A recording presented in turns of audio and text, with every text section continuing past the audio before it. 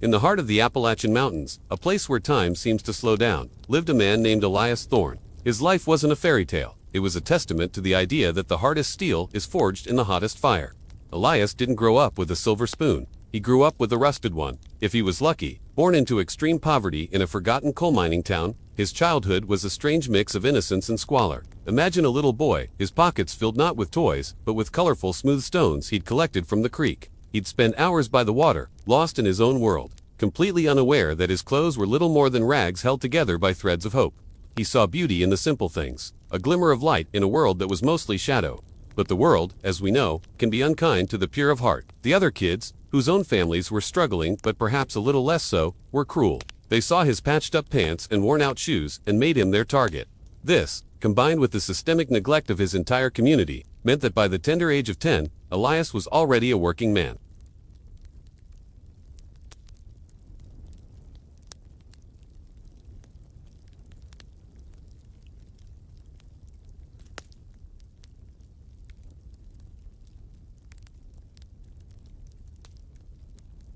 The turning point, the moment that would shatter his childhood innocence forever, came during a particularly bitter winter.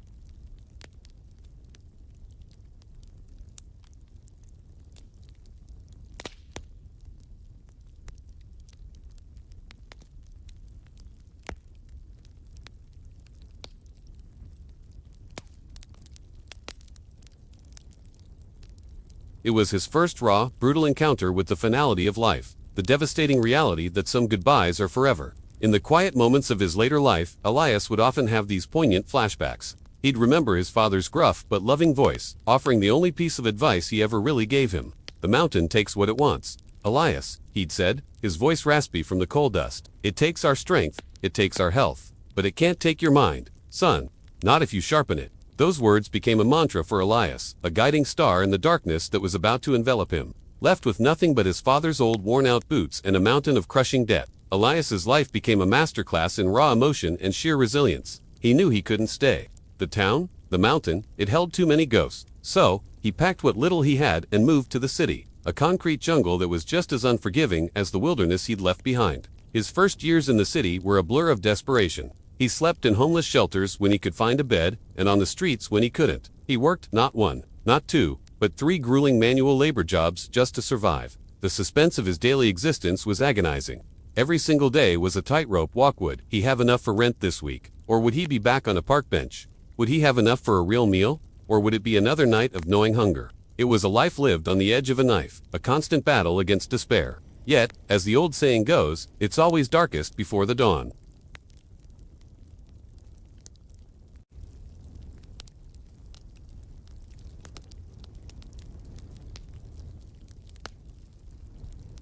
One day, he noticed a young man, covered in dust and sweat.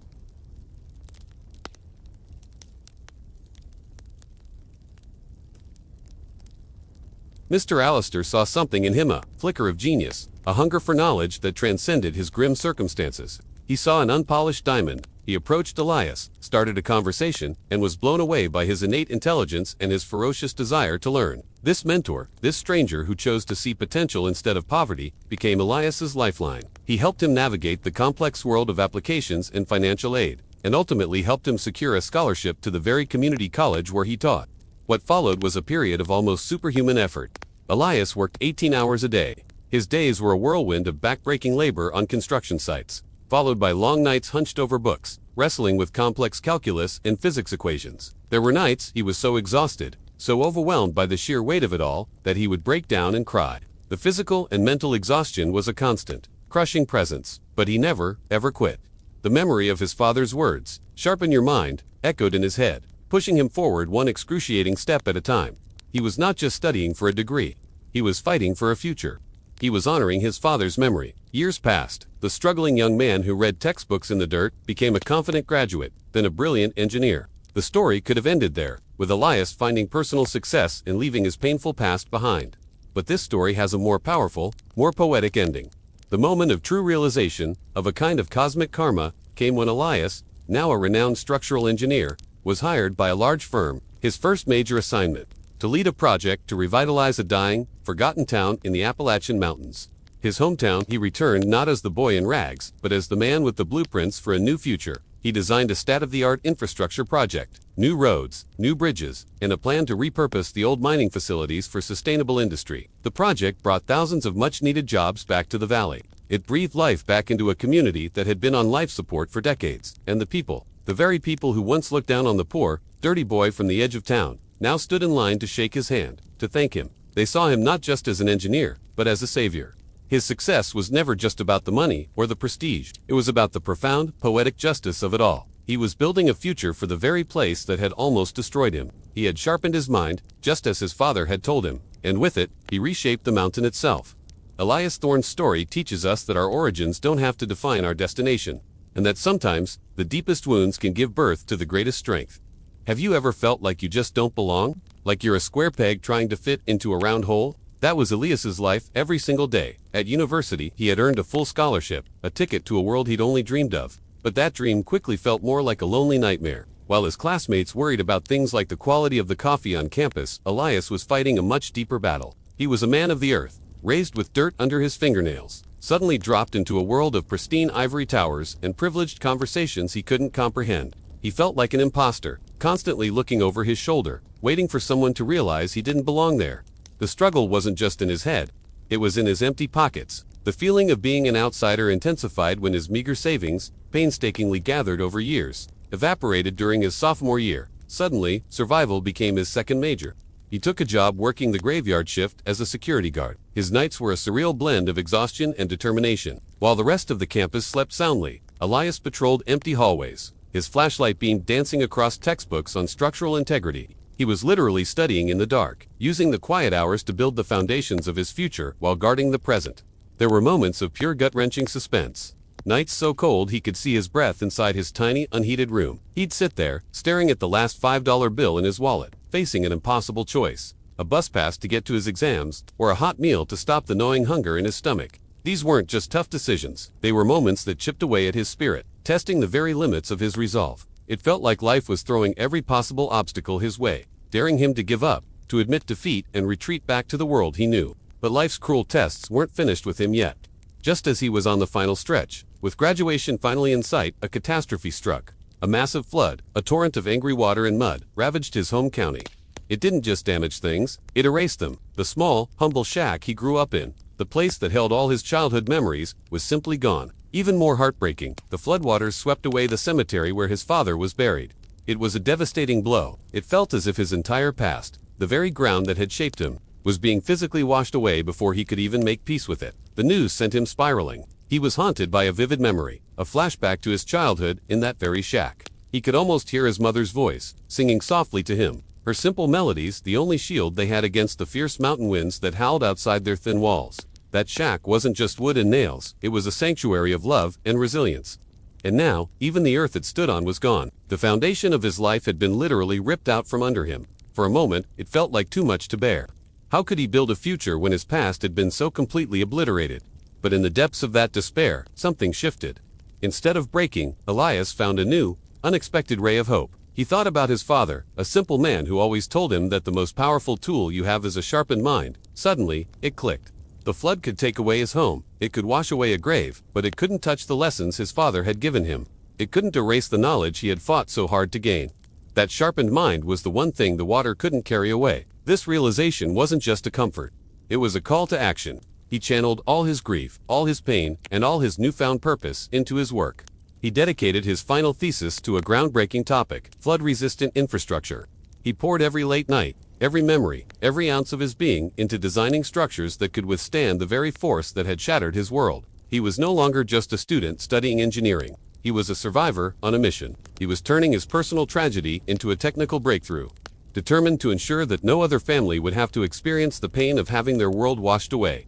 His thesis wasn't just an academic paper, it was a promise. Fast forward a decade. The world now knew Elias not as a struggling student, but as a billionaire philanthropist. He was the CEO of one of the largest and most innovative engineering firms in the United States. He had built an empire, but he had never forgotten the foundation it was built upon. One day, he returned to his hometown. He didn't arrive in a flashy limousine or with a grand entourage. He came on foot, walking the same dusty dirt paths he had once traversed in worn-out shoes and ragged clothes. The journey was a pilgrimage, each step a testament to how far he had come. His first stop wasn't a press conference or a ribbon-cutting ceremony.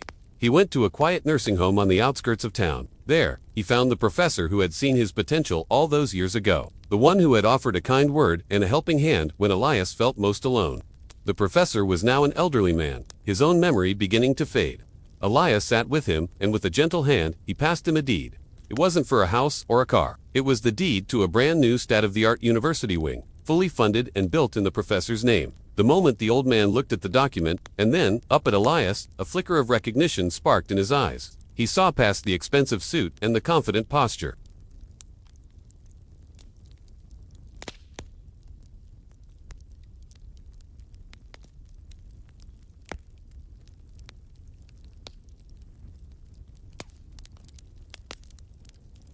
But over the vast, intimidating gap between the poor boy he was and the man he had become.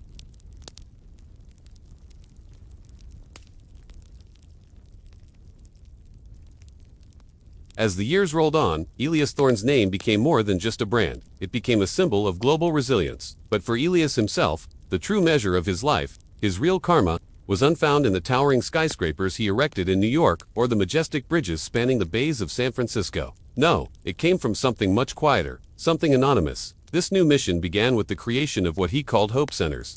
These weren't grand corporate offices. They were vocational sanctuaries, popping up in the poorest counties across America.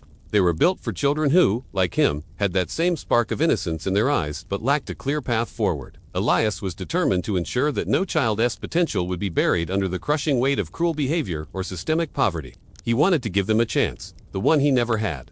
I remember standing in the crowd at the inauguration of the very first center. Thousands of people were there, a mix of local families, politicians, and media from all over. When Elias stepped up to the microphone, a hush fell over the crowd. He looked out at all the hopeful faces, and for a moment, he wasn't the billionaire magnate we all knew.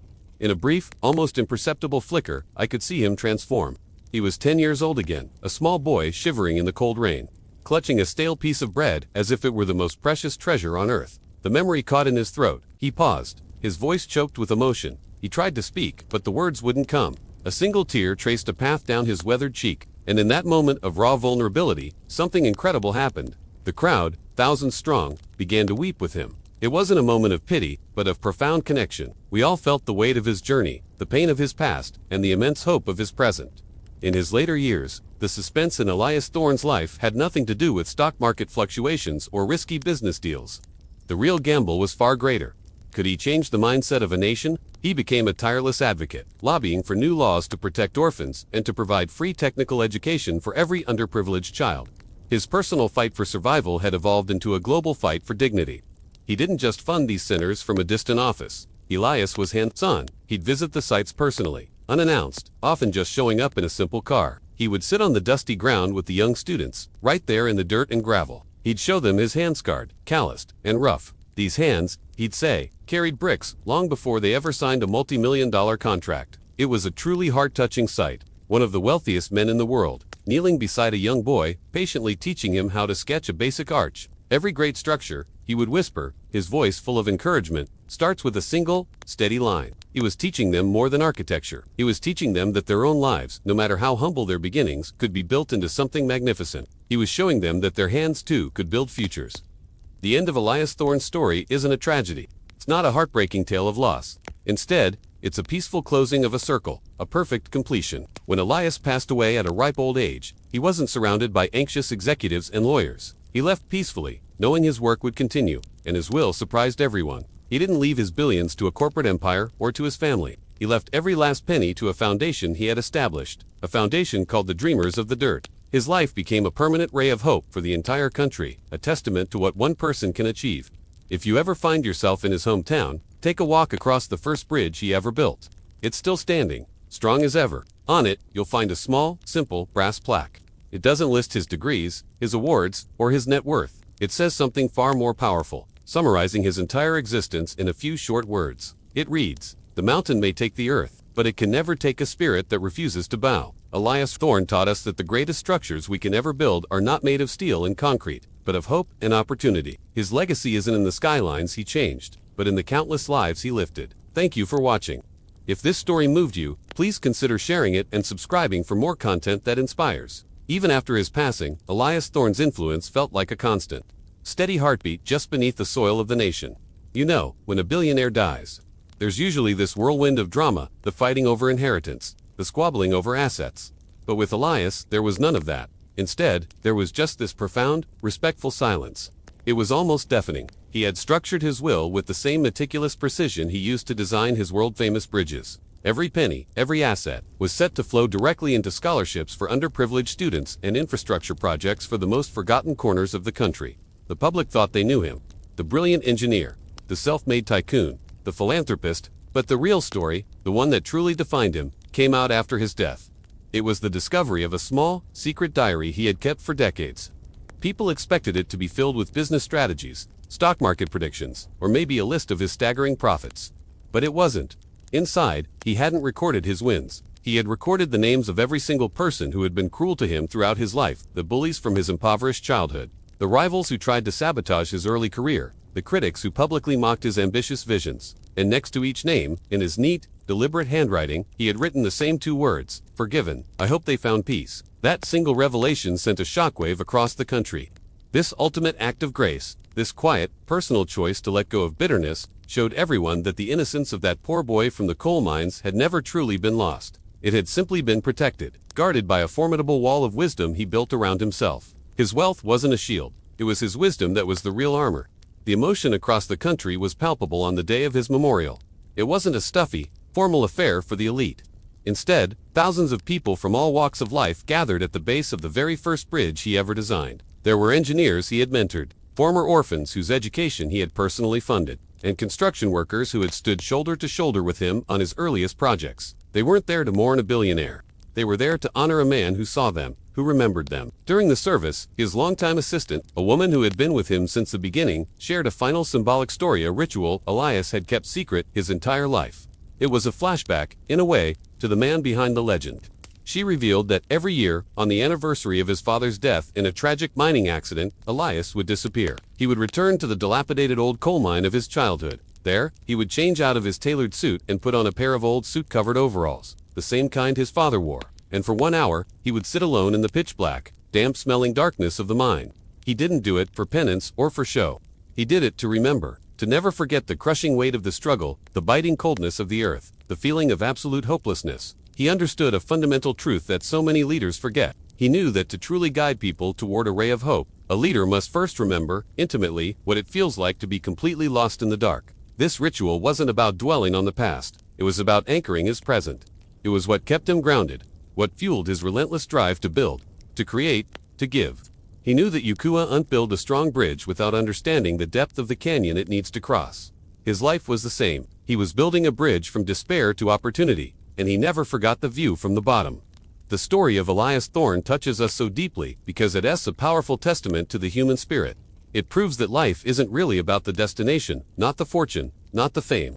It's about the strength of your soul during the journey. It's about how you carry your scars. Do you let them turn you bitter, or do you let them make you compassionate? Elias chose compassion, every single time. His life was a masterpiece of resilience. A truly heartbreaking beginning in the soot and grime of a coal town, a beginning that could have easily crushed anyone's spirit. But it didn't crush his. Instead, it forged it into something unbreakable. That beginning led to a world-changing end, an ending that continues to ripple outward, touching countless lives. Today, when students walk through the halls of the Thorne Institutes or drive across a Thorne Bridge, they don't just see a name on a wall or a plaque on a structure. They see a reminder, a powerful, living reminder that no matter how cruel the world can be, no matter how deep the struggle becomes, a single person with an iron will and a forgiving heart can turn ashes into a legacy that lasts forever. Elias Thorne showed us that true wealth isn't what you accumulate, it's what you give away. True strength isn't about never falling. It's about how you rise. And true success isn't about forgetting where you came from, but using it as the foundation upon which you build a better world for everyone else. His story is a blueprint for a life well lived, a guide for turning pain into purpose. The story of Elias Thorne didn't end with his death. In fact, that's where it truly began. His funeral wasn't a final chapter, but the preface to a global movement. In the years that followed his passing, the principles he lived by, what became known as the Thorne model of compassionate engineering, didn't just stay in his company. They spread like wildfire, becoming a standard part of the curriculum in universities from Tokyo to Toronto. The suspense was no longer about whether a poor child could break free from their circumstances. Instead, the world started asking a different question. How quickly can we find the next Elias Thorne and give them the tools they need to build a better future? This shift was the ultimate realization for a society that had once turned its back on him. His life served as undeniable proof that the greatest crime we can commit is wasting human potential. The world finally understood that talent isn't confined to wealthy zip codes. It's a universal resource, and it's our collective responsibility to nurture it. Every single bridge Elias built, every skyscraper that touched the clouds, stood as more than just an engineering marvel. They were silent rebukes to the cruelty he endured as a boy, monuments to what humanity can achieve when we choose to uplift each other instead of tearing each other down. In a now famous documentary about his life, there's a final profound scene. It shows Elias, in his final years, making one last trip to the grim mining town of his childhood. He's an old man, frail, but with a fire still in his eyes. He sits by the same muddy creek where he once collected stones as a boy, a place of both painful memories and early dreams. As he sits there, lost in thought, a young girl, no older than he was when he started his journey, walks by. Her clothes are ragged, her face smudged with dirt, and her eyes hold a familiar wariness that Elias knew all too well. He doesn't say a word, he doesn't offer money or grand promises. He simply reaches into his pocket, pulls out a small, perfectly polished stone, and places it in her hand. The stone is smooth and beautiful, a stark contrast to the rough, jagged rocks of the creek bed. In that quiet, simple exchange, the entire essence of his existence is captured. That single act symbolized everything he had fought for. He had spent his entire life taking the heavy, burdensome boulders of struggle, poverty, and despair, and painstakingly transforming them into stepping stones for others. He was ensuring that the next generation wouldn't have to face the current alone, that they would have a path forward, built by someone who had walked it before them. That moment wasn't just about one girl, it was about every child left behind, every spark of potential at risk of being extinguished. Elias knew he couldn't save everyone, but he could lay the foundation for a world that would try. He showed us that compassion isn't about grand, sweeping gestures. It's about small, meaningful connections, a helping hand, a shared dream, a polished stone in a child's palm. It's a reminder that even the smallest act of kindness can create ripples that change the world. He wasn't just building structures, he was building a legacy of hope, one small act at a time. Today, when people speak of Elias Thorne, the word billionaire is often just an afterthought. He's not remembered for his wealth or his business acumen. He is remembered as an architect of a different kind, an architect of the human spirit. His name has become synonymous with hope, a testament to the idea that our beginnings do not have the final say in our story. His life journey remains a powerful narrative, both heart-touching for what he achieved and heartbreaking for what he had to endure to get there. It's a story that forces us to confront an uncomfortable truth, that within our society, there are countless brilliant minds being stifled by circumstance.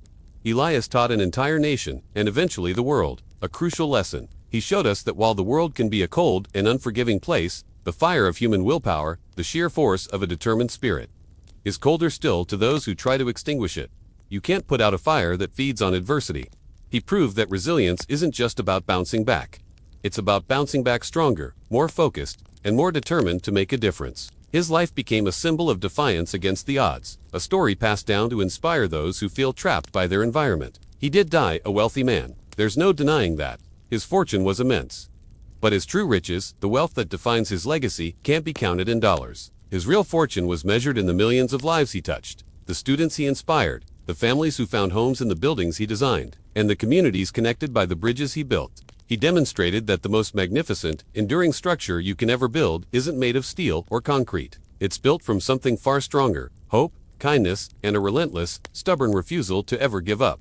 In the final chapter of a life that read like an epic novel, Elias Thorne wasn't found in a gleaming boardroom or at a lavish gala. He was back where it all began, in the quiet sanctuary of the small library he'd built for his hometown. Surrounded by the gentle scent of old paper and ink, he was no longer the titan of industry the world knew. He was simply Elias, a man who had faced his demons and found peace. The great suspense of his life wasn't about the fear of the end, but the profound calm of a race well run.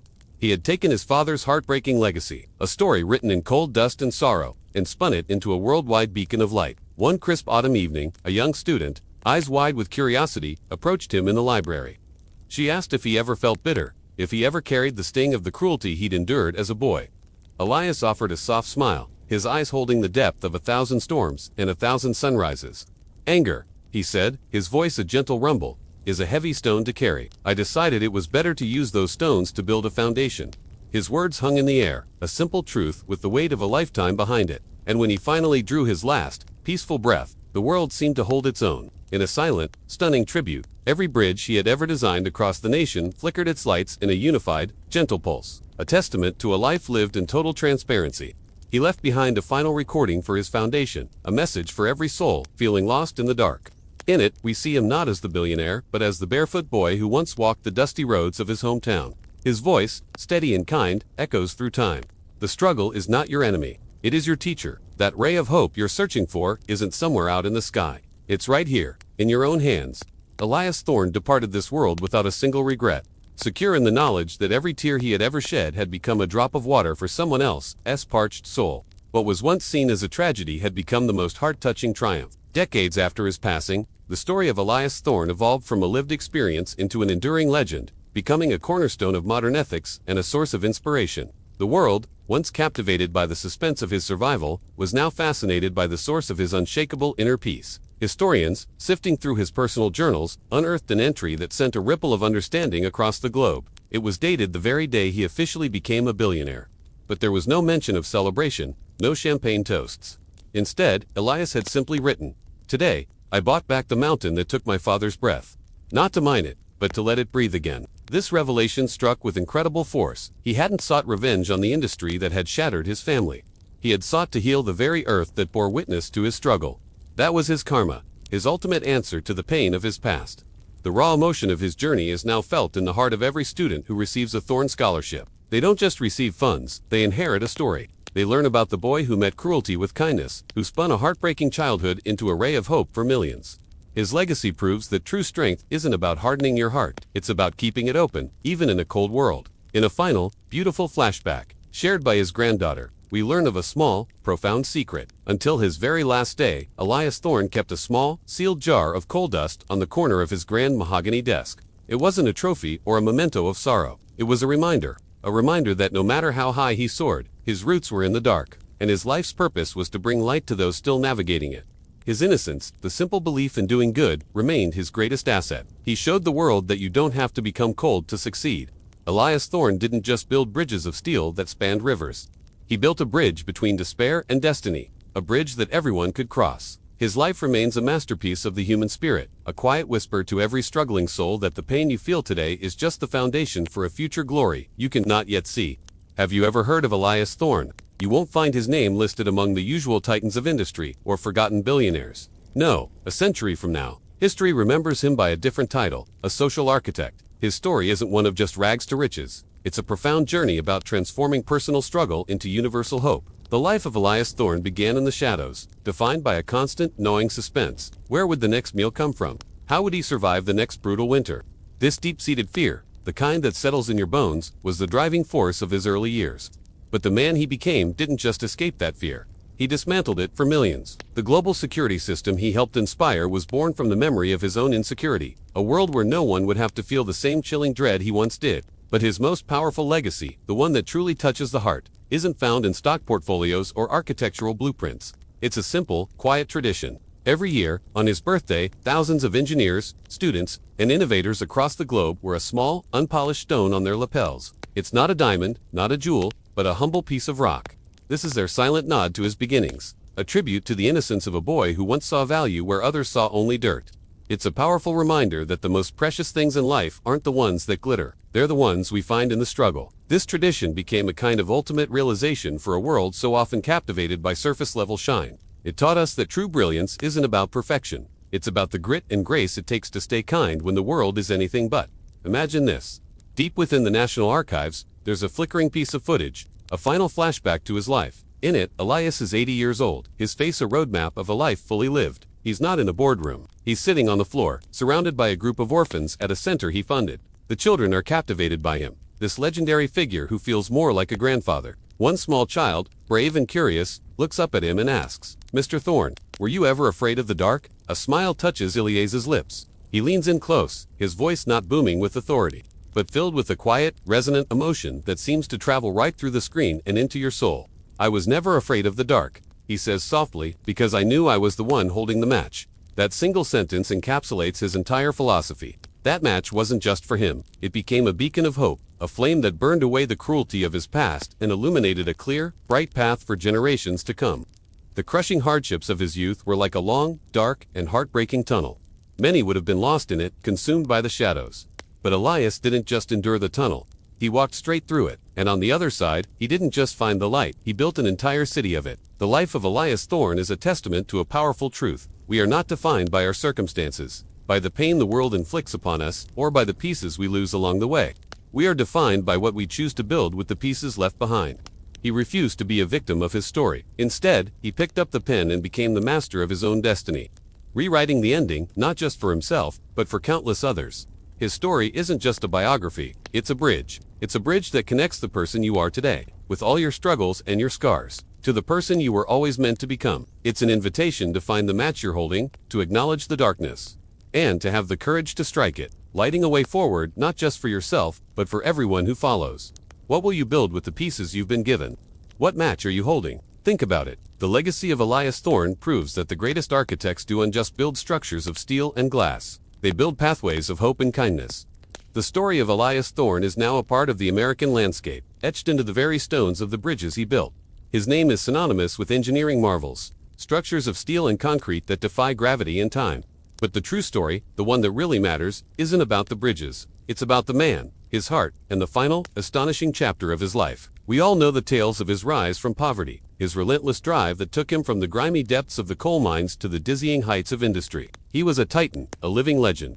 But as he neared the end of his life, Elias Thorne wasn't looking back at the structures he had erected.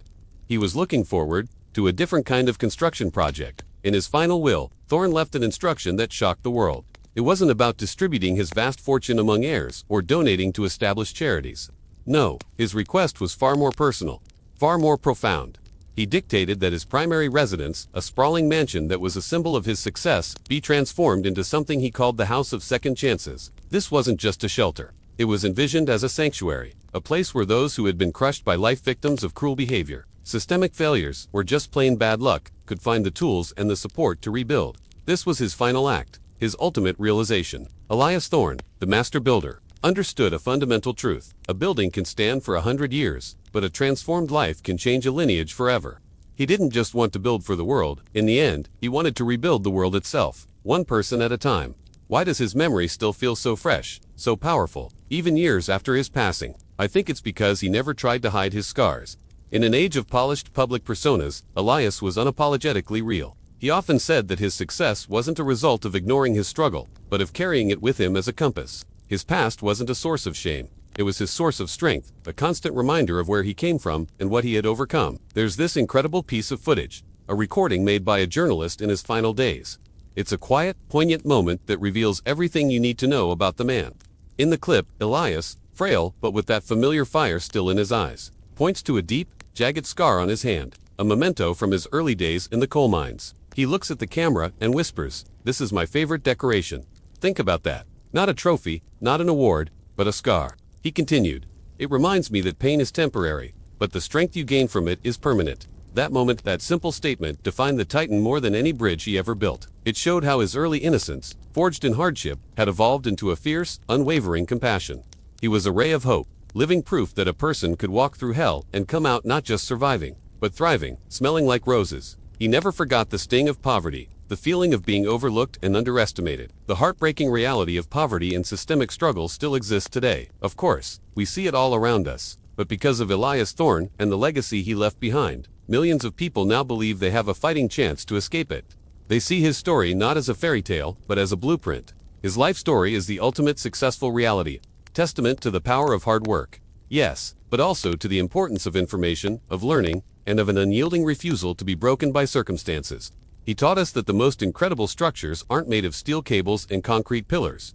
The most important bridge we will ever build is the one that connects who we were told we are to who we choose to be. It's the bridge that carries us over the chasms of self-doubt and despair, leading us from a past defined by others to a future we design ourselves.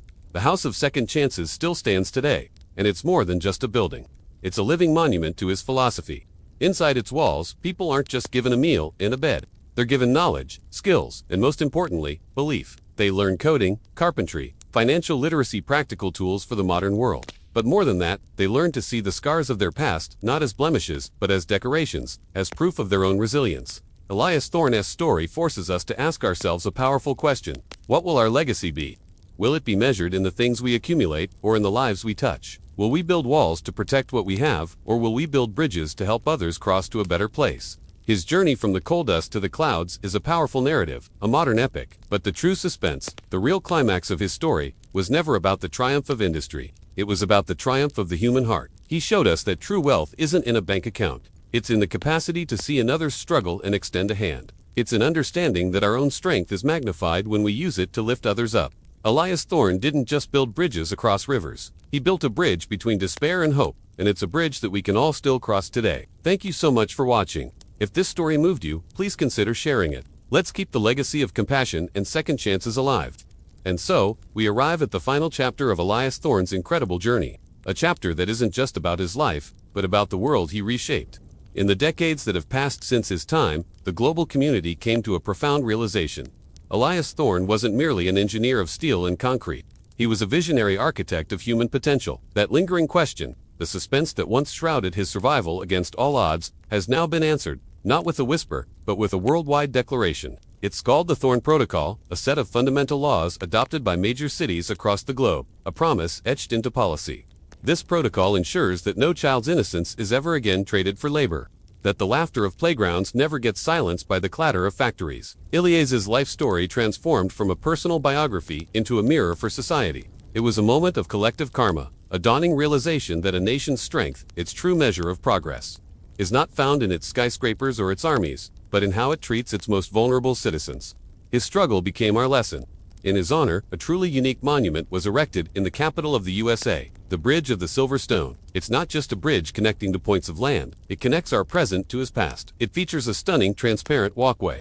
As you stroll across it, you look down through the glass, and beneath your feet, you see a riverbed filled with thousands of simple, unpolished creek stones. It's a breathtaking tribute to the simple beauty he cherished as a child, the untarnished wonder of nature, before the world turned cruel and his hands became calloused. The raw emotion of his story, the weight of his journey, continues to ripple through time, carried forward by the powerful letters he left behind. These weren't just personal notes.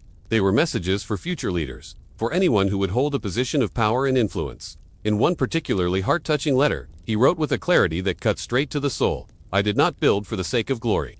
I built because I remembered the cold. If you find yourself in the sun, do not forget the shadow you once stood in." This single message became a beacon, a ray of enduring hope for anyone currently trapped in their own struggle, feeling the weight of the world on their shoulders.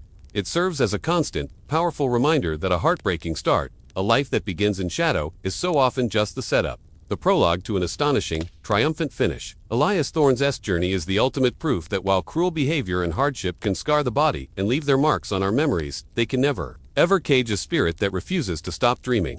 His life was a testament to the fact that our past doesn't have to define our future. He took the haunting flashbacks of his father's soot-stained weary hands, and he didn't just escape them, he transformed them. He turned those painful memories into a blueprint for a cleaner, kinder, more compassionate world. He lived the ultimate real-life success story, a narrative more powerful than any fiction. He proved, beyond any doubt, that the most resilient, the most enduring, the most magnificent structure ever designed is not built from stone or forged from metal. It is, and always will be, the human will to overcome. Today, when you walk through a city with clean air, when you see a child learning in a safe school instead of toiling in a workshop, you are seeing the living legacy of Elias Thorne. His philosophy is woven into the very fabric of our modern society. The Thorne Protocol is more than just a law. It's a moral compass. It guides urban planners, lawmakers, and CEOs, reminding them that every decision, every policy, has a human impact. It forces us to ask the question Elias himself would have asked: does this build a bridge or a wall? Does it lift people up or hold them down? His influence is seen in the green spaces integrated into urban jungles, parks where families can gather, echoing the simple joy of those unpolished creek stones. Architectural schools now teach Thorne-inspired design, which prioritizes human well-being, natural light, and community spaces over sterile, imposing structures. The letters he wrote have become required reading for aspiring politicians and community organizers. They are studied not as historical documents, but as timeless manuals on empathetic leadership. Leaders today quote his words, not for political points, but because they resonate with a fundamental truth. Do not forget the shadow you once stood in. This phrase has become a mantra in boardrooms and government halls, a check against the arrogance that can come with power. It's a call to remember one's roots, to stay grounded, and to serve the people who are still walking the difficult path you once traveled. His story has inspired countless nonprofits and foundations dedicated to child welfare, education, and labor reform. These organizations are the hands and feet of his philosophy. reaching into the forgotten corners of the world to offer a hand up, just as he would have. The Bridge of the Silver Stone has become a global destination, a site of pilgrimage. People don't just go there to see a marvel of engineering. They go there to feel something. They stand on that glass walkway, looking down at the stones, and they reflect on their own lives, their own struggles, their own potential for resilience. It's a place of quiet contemplation and profound inspiration. Beneath each of those stones lies the story of a life that mattered, a story that was almost lost. It's a reminder that beauty is often found in the simple, the overlooked, the humble. The bridge itself, spanning a river, is a powerful metaphor for his life's work connecting the past to the future, hardship to hope, and one human being to another. In the end, Elias Thorne's story isn't about the structures he built with his hands. It's about the foundation he laid for a better humanity. He showed us that true strength isn't about being unbreakable. It's about how we rebuild after we've been broken. He turned his pain into purpose, his scars into a roadmap for others. The soot on his father's hands was a symbol of a dark past, but Elias polished that memory until it shone, illuminating a path forward for all of us. He is the ultimate example that your beginnings do not dictate your end. His legacy is a living, breathing testament to the unyielding power of hard work, the transformative light of knowledge, and the indestructible nature of the human spirit. Today, the valley where Elias Thorne was born is unrecognizable. Gone are the gray soot and despair, replaced by a vibrant global hub for renewable energy and education. This transformation wasn't an accident. It was a project Elias funded quietly, silently, during the final years of his life. For so long, the question lingered: could a community scarred by industrial exhaustion truly heal? The answer is found in the laughter of children now playing in the very same creek where Elias once searched for stones as a lonely boy. They don't carry the weight of the cruelty he endured, but they breathe the clean, fresh air he fought to give them. This was the ultimate realization of his life's journey. He didn't just escape the mountain, he saved it. He turned a heartbreaking site of decay into a sanctuary of life. In a final recording from his personal archives, we see Elias as an old man, sitting on a porch that overlooks this reborn valley. In his hands, he holds his father's old, rusted lantern. His hands, though aged, are steady, cradling 1,000 memories. He leans in and whispers to the camera. The lantern only works if you keep it clean. It was never just about the lantern, was it? It was a metaphor for the human heart. His innocence, the quality that made him a target in his youth, was never a weakness. It was the very wick that allowed his spirit to burn so brightly through the darkest of struggles. His life became a beacon of hope, not because he avoided the fire, but because he let the fire refine him, forging him into something unbreakable. The story of Elias Thorne is more than just a biography. It's a modern American epic.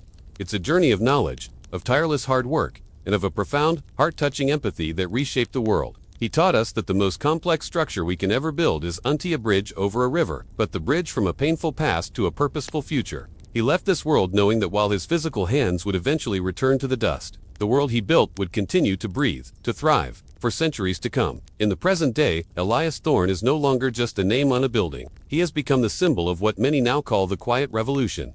The fear that once haunted his nights, the fear of being forgotten, of failing his father's memory, has been replaced by a global standard of integrity that bears his name.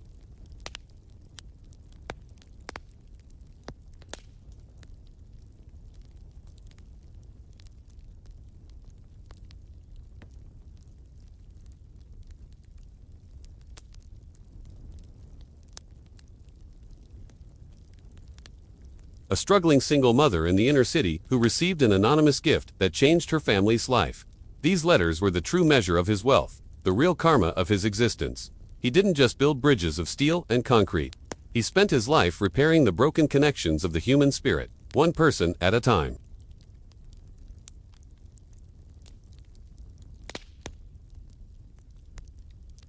It's a simple, yet revolutionary idea. Cruelty is a choice, but kindness is a discipline. It requires practice, intention, and strength. In a final iconic memory shared by a world leader at his memorial service, Elias was quoted as saying, "The world will try to break you to see what you are made of. Show them you are made of the same light that stars use to cut through the dark."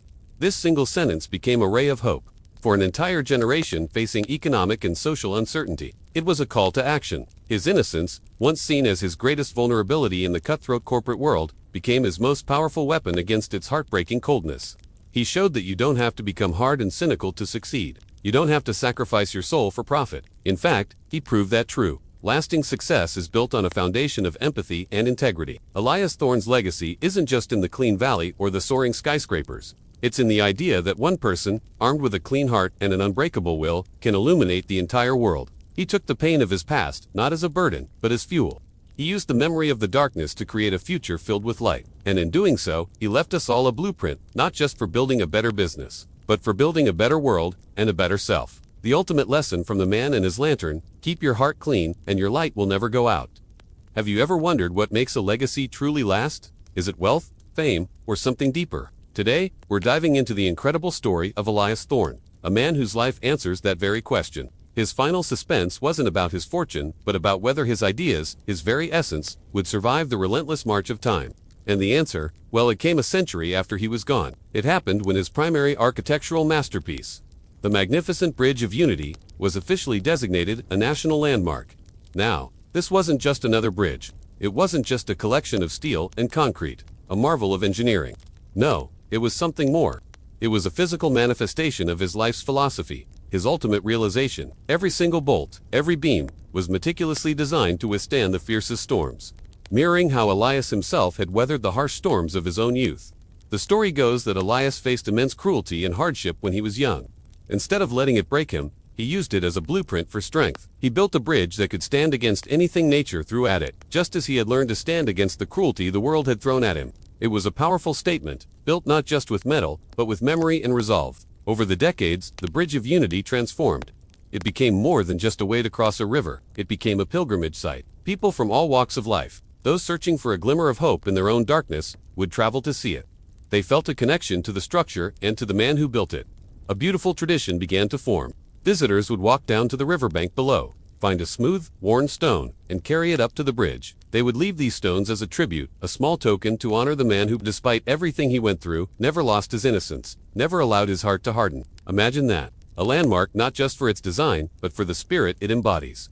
Each stone, a small testament to a shared human experience of overcoming adversity. The bridge wasn't just connecting to pieces of land. It was connecting souls. It became a repository of hope, a physical library of stories of resilience. With each stone, a silent chapter. And then, something amazing happened. A piece of Elias Thorne himself resurfaced. A long-lost digital file was discovered in a university archive. It was a recording of a commencement address he had given decades earlier. In the video, we see a frail but visibly radiant Elias. His eyes, though old, sparkled with an inner light as he spoke to the young graduates, his voice filled with a gentle power. He said, "The world will tell you that the struggle is a wall." Then he continues, "I am here to tell you that it is a doorway." What a profound shift in perspective. He wasn't just giving them a nice platitude. He was sharing the deepest truth he had learned. He urged them, "Do not fear the heartbreaking moments, for they are the only things deep enough to hollow out a space for joy." Think about that. The very things we try to avoid, the pain, the grief, the heartbreak, he saw them as essential. Without the depths of sorrow, we can't appreciate the heights of happiness. This powerful message, this core emotion, resonated through the ages. It transformed what could have been just another success story into a timeless manual for the human spirit. His entire life was a testament to this philosophy. One of the most defining moments for Elias was the heart-touching grief of losing his own father in a structural collapse. It was a tragedy that would have shattered most people. But for Elias, that unimaginable pain became his fuel. He channeled his grief into a fierce determination. He dedicated his life to engineering and design, vowing to ensure that thousands of other fathers, thousands of other mothers, sons, and daughters could return home safely to their families every single day. His personal tragedy became a public good. His bridges weren't just structures. They were promises of safety, built on a foundation of love and loss. Elias Thorne's journey is an astonishing, information-rich example of what becomes possible when relentless hard work meets a heart that refuses to harden. It's easy to become cynical, to let the world's harshness make us brittle. But Elias showed us another way. He demonstrated that true strength isn't about building walls around your heart. It's about keeping it open, even when it's been broken. He died not just as a world-renowned successful engineer. He was so much more than that.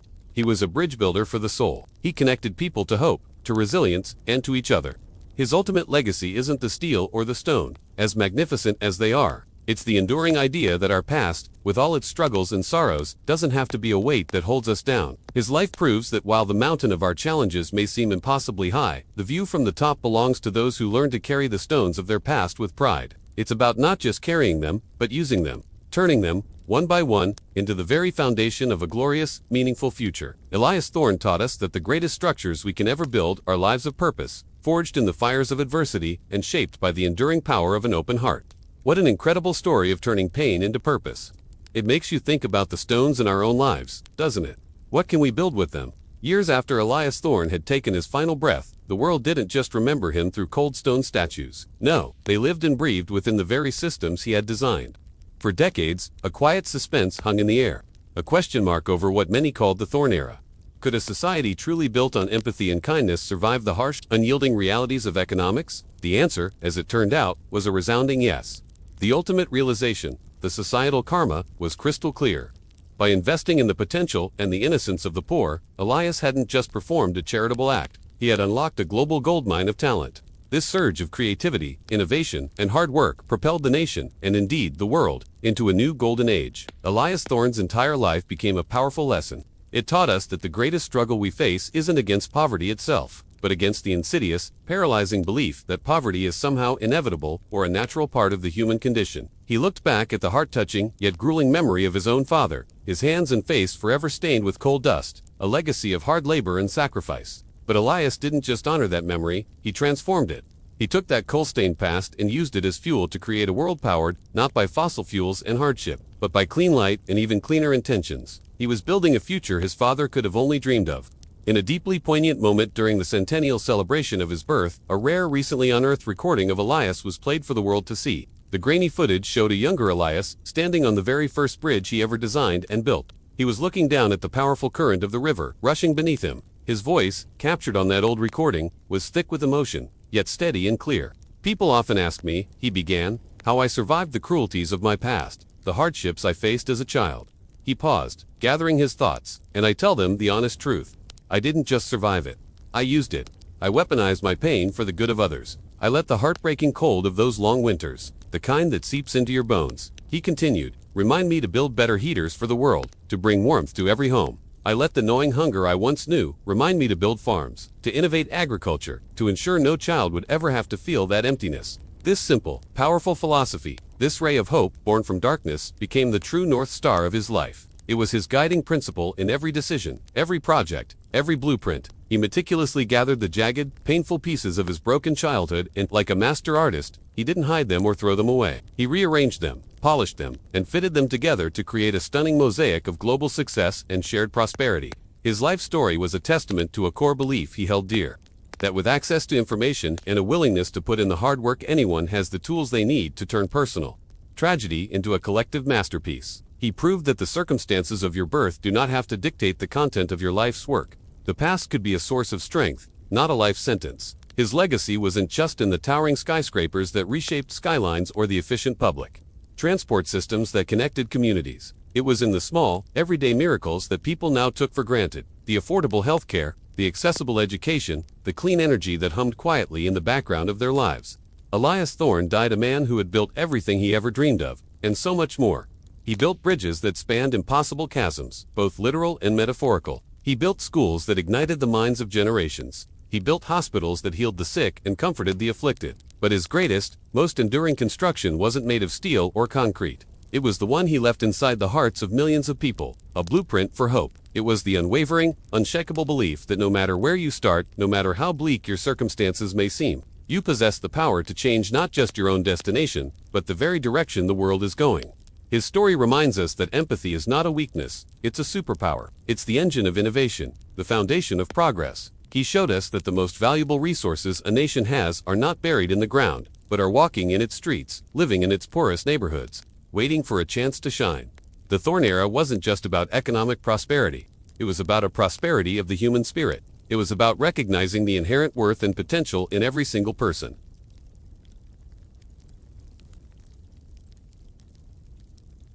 He taught us to look at the world's problems not as insurmountable obstacles, but as a to-do list for humanity, a series of design challenges waiting for compassionate solutions. Years after Elias Thorne drew his last breath, his true wealth wasn't found in bank accounts or stock portfolios. It was etched into the very laws of the land. The question that had followed him from his earliest days, could a boy born in the darkness of a coal mine ever hope to touch the stars, was answered, not just for him, but for an entire nation. His life became a profound lesson, a moment of national realization. A society's most precious resource is the minerals buried deep in the earth, but the boundless potential sleeping within its children. Elias Thorne's story begins where so many others ended, in the soot-stained heart of Appalachia. He was born into a world where the sun was a rumor and the future was a narrow seam of coal. His father, and his father before him, had spent their lives swinging a pickaxe in the suffocating dark, trading their health and their years for a wage that barely kept the cold at bay. For young Elias, the mine wasn't just a place of work.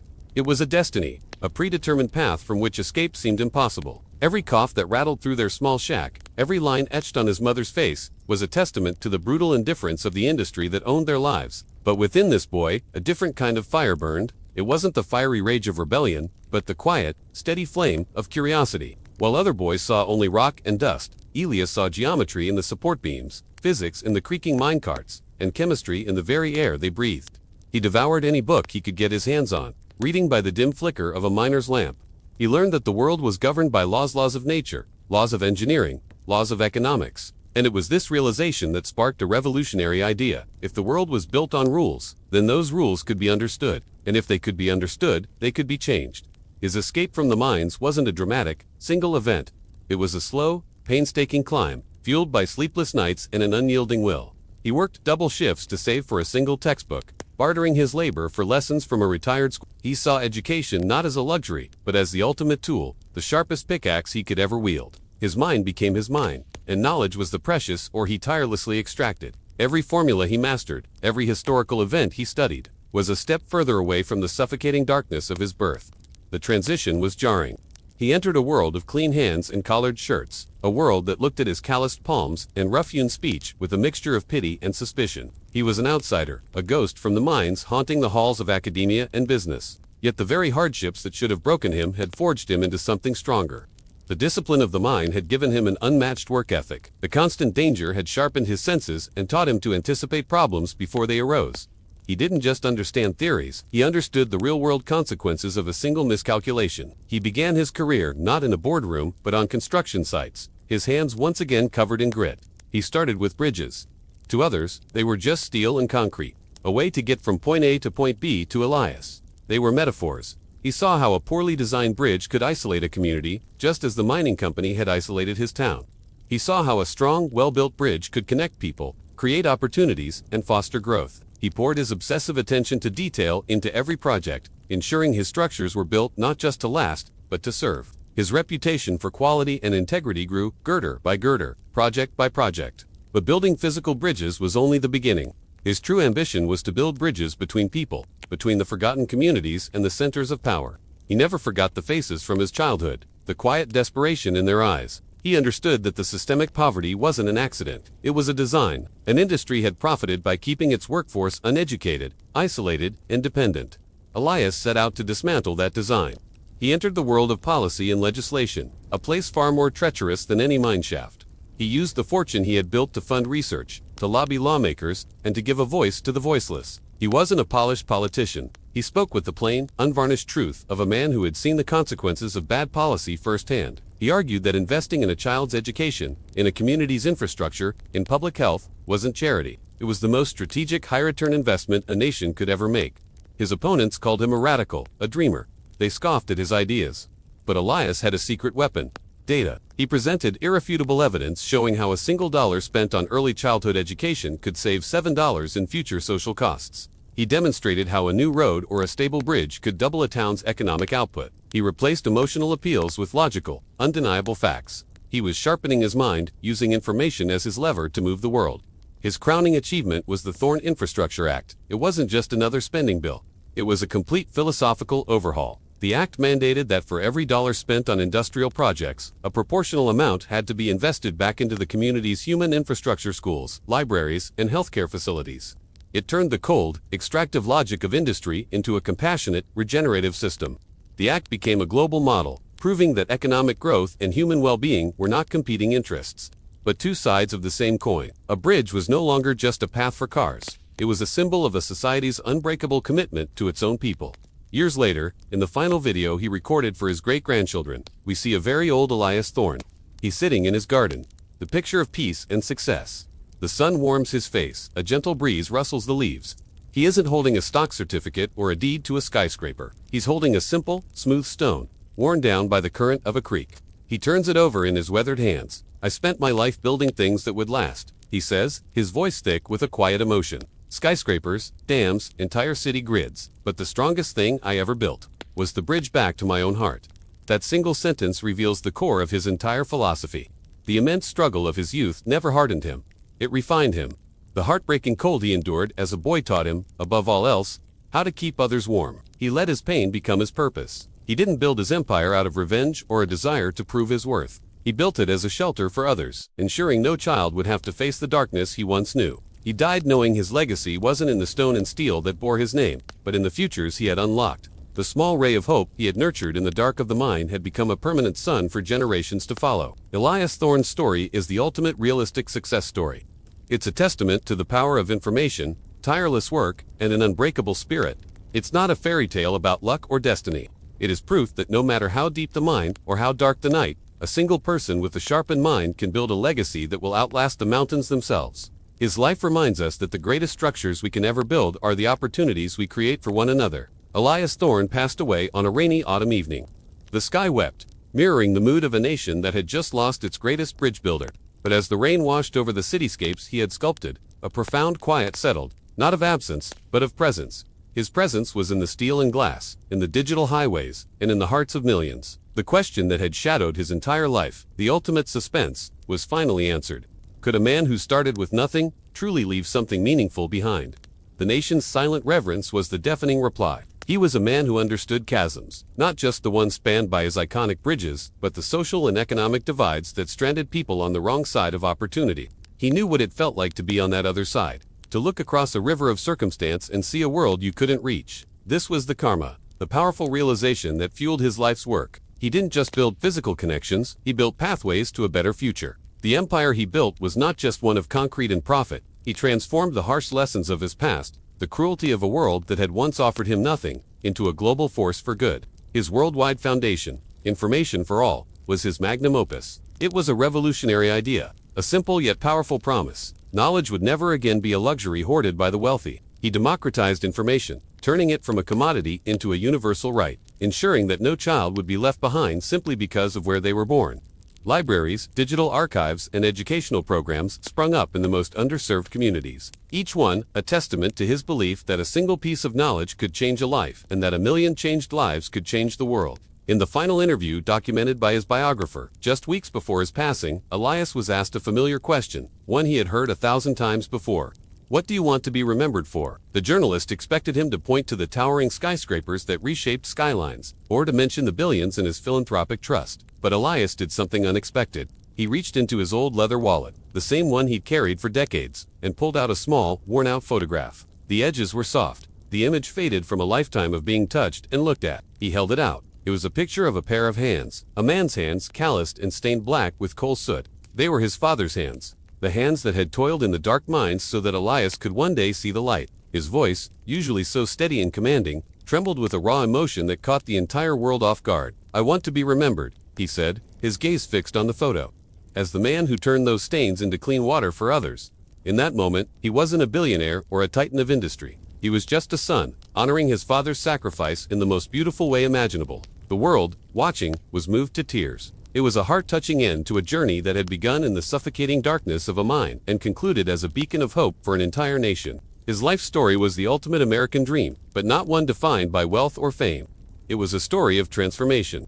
The innocence of his youth, the unwavering belief that things could be better, had served as his compass. The immense struggle he faced, the dirt and the grime and the constant fight for survival, had become his fuel. Elias Thorne lived the ultimate successful reality. He proved, with every bridge he built and every mind he empowered, that hard work is not just about moving dirt from one place to another. It's about moving the world. He started as a boy with empty pockets and a mountain to climb, and he died as a bridge builder, not just of steel, but of hope. He connected the isolated, empowered the forgotten, and showed us all that the greatest legacy one can leave is not what you accumulate for yourself, but what you build for others. His story reminds us that from the deepest darkness can come the most brilliant light, and that one person's determination can, quite literally, change everything. Elias Thorne is gone, but the bridges he built will stand forever.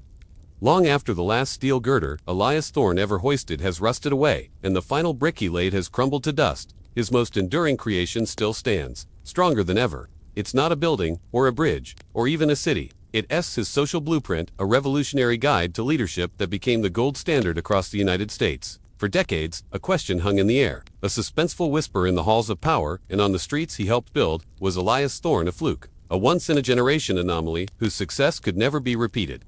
Or had he truly discovered a path that others could follow? The answer came not from historians or academics, but from the millions of ordinary people who took his life's story and used it as a map. They saw in his journey from a dusty coal town to the pinnacle of influence a repeatable formula, a blueprint for turning adversity into advantage. This was the ultimate realization, the final karmic balancing of the scales. Elias didn't just build bridges over treacherous rivers, he built bridges over the deep, silent gaps in human dignity. He took the cruelty and disregard he experienced as a young man, the sting of being seen as disposable, and transformed that pain into a global movement. He called it ethical engineering. It was a simple yet profound idea that the true measure of a city isn't its skyline, but how it treats its most vulnerable. He championed policies and practices ensuring that no metropolis would ever again be built on the broken backs of the poor, that progress would never again be paid for with human suffering. A few years ago, a national documentary about his life unearthed a rare piece of footage. It was a poignant glimpse into his final years. The video showed Elias at 90, a frail but dignified figure sitting on a park bench. It was a park he had donated, a green oasis in the heart of a city he had reshaped. He was watching children play, a gentle smile on his face. A young boy, no older than 5, wandered over, oblivious to the fact that he was standing before a living legend. The child held out his hand. In his small palm was a simple smooth stone, warmed by the sun. He offered it to the old man. Elias looked at the stone, then at the boy's innocent face. His hand trembled slightly as he reached out and took it. His eyes, which had witnessed a century of change, filled with an emotion so powerful it seemed to ripple through the screen. "Thank you," he whispered, his voice thick with feeling. "I've been looking for this my whole life." That single, heart-touching moment closed the circle. It was a beautiful, quiet bookend to a life that had begun with another stone, clutched in a dirty hand, deep within a dark coal mine. He started his journey in a pit of despair and ended it in a sanctuary of his own making, a gift from a child who represented the very future he had fought so hard to build. The struggle was finally over. The faint ray of hope he had chased for so long had burst forth into a permanent, brilliant dawn. The heartbreaking reality of his father's early death, a tragedy that could have crushed him, became the seed. And from that single seed of loss, Elias Thorne cultivated a vast forest of opportunity for countless others. He proved, beyond any doubt, that the most powerful alchemy in the world isn't magic or myth. It's the combination of relentless hard work and the passionate pursuit of knowledge. With those two ingredients, he showed us all how to turn the leaden weight of tragedy into the golden shine of success. Elias Thorne died a man of peace. He was a master of his own fate, the captain of a soul that had weathered the fiercest storms. But his truest legacy, the one that lives on in the parks, the schools, and the ethical codes he inspired, is that of a silent architect, not of buildings made of concrete and steel, but of the very potential of the human soul. In the decades following his passing, the Thorne Institute didn't just survive, it flourished, becoming the world's leading center for what came to be known as compassionate technology. The suspenseful question on everyone's mind, how could such a global legacy be maintained without its visionary founder, was answered not by a single successor, but by millions. Millions of graduates, armed with his innocence and unwavering integrity, carried his ideals into the boardrooms of the world's most powerful corporations. The karma, the full realization of his life's work, was finally complete. Elias Thorne hadn't just built structures of steel and glass. He had architected an entirely new way of thinking. He proved, beyond any doubt, that the most valuable information a person can possess isn't data or trade secrets. It's the profound, unshakable knowledge that they are capable of overcoming any struggle, no matter how daunting.